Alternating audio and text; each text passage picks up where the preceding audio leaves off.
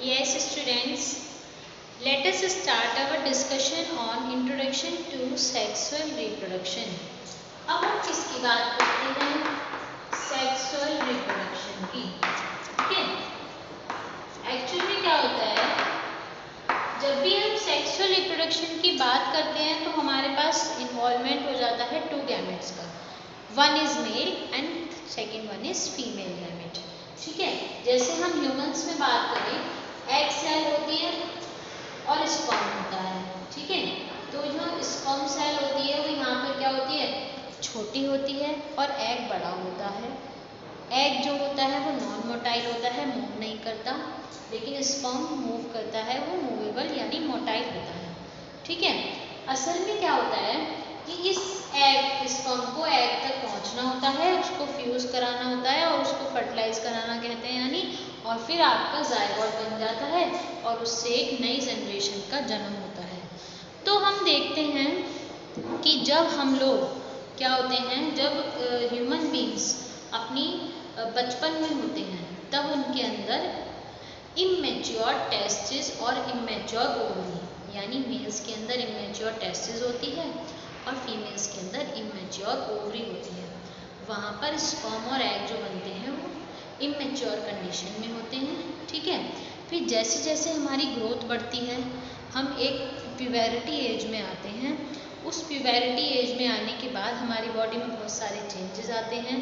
जैसे हम मेल्स के अंदर हम बात करें तो उनकी जो एडम्स एप्पल है वो ग्रो हो जाता है, उनकी मॉस्टेज और बियर्ड आने लगती हैं और उनके बॉडी हेयर ग्रोथ आर्मपिट्स पे, जेनाइटल एरियाज में बियर्ड, मॉस्टेज, ये सभी बॉडी ग्रोथ आपको हेयर्स की वहाँ मिलेगी.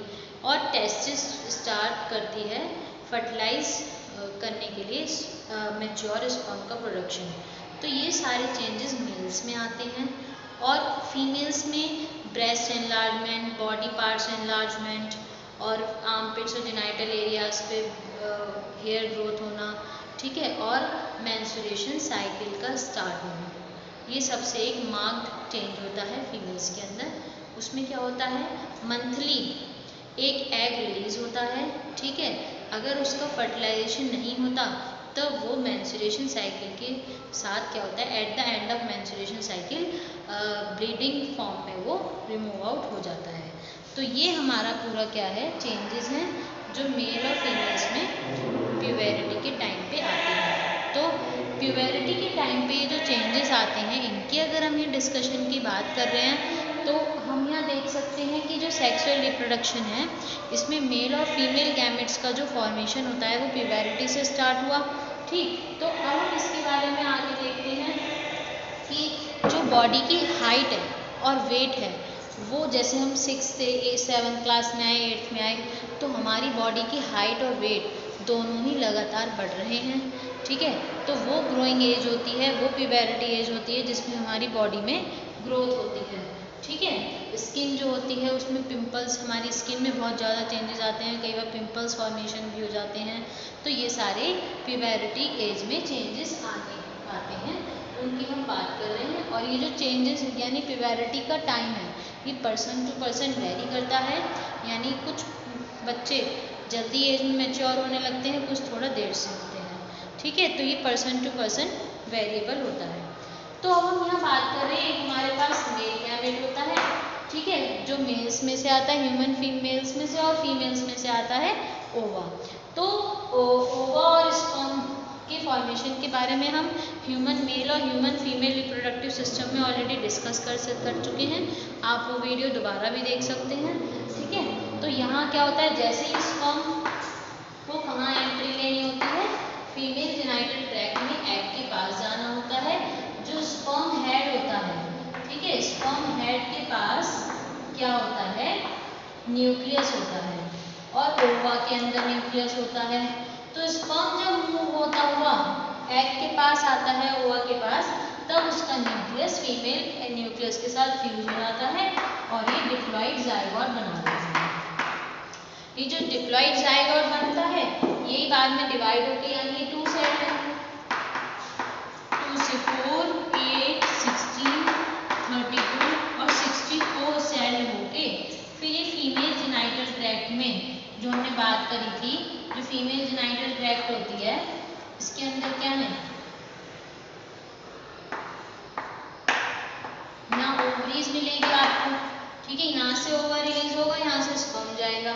इस यूट्रस में क्या होती है, एंडोमीट्रियम लेयर होती है, जो ब्लड लाइनिंग होती है, ये 64 सेल होने के बाद जाके उसमें एम्ब्रियो हो जाता है और वहीं पे उसको क्या बोलते हैं, प्रेगनेंसी बोलते हैं, ठीक है। तो ये जो प्रेगनेंसी की हम बात कर रहे हैं, यहाँ प्रेगनेंसी आई अकर हुई, अब प्रेगनेंसी जैसे ही होगी तब क्या होगा, मेंस्ट्रुएशन साइकिल स्टॉप हो जाएगी, ठीक, और जो एम्ब्रियो है उसका डेवलपमेंट तेजी से होगा। जब एम्ब्रियो का 9 मंथ तक डेवलपमेंट होता है, 9 मंथ तक उसके अलग अलग ऑर्गन्स बनने स्टार्ट होते रहते हैं और वो हर मंथ नया ऑर्गन ही बनता है। और जब 9 मंथ्स बाद क्या होता है, पूरा एम्ब्रियो पूरा डेवलप हो जाता है, तब उसका होता है पार्चुरेशन,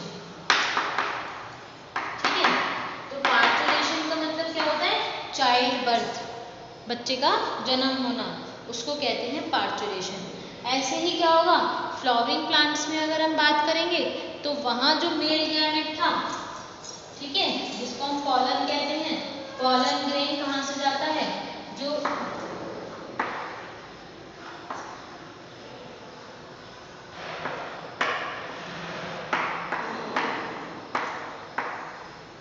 इसलिए क्या होता है, आपकी फीमेल रिप्रोडक्टिव ट्रैक्ट और यहाँ से आपके मेल पार्ट निकलते हैं। तो एंथर से स्टिग्मा में पॉलन जाता है और वो यहाँ जाके फ्यूज कराता है ओवा को और यहाँ पे क्या बन जाता है, सीड बन जाता है और आगे के नए प्लांट्स का फॉर्मेशन होता है। तो ये आपका सेक्सुअल रिप्रोडक्शन होता है, ह्यूमंस के अंदर कैसे होता है और फ्लावर्स के अंदर कैसे होता है, ये उसका पूरा जनरल इंट्रोडक्शन है आपने जो पढ़ा, ठीक है।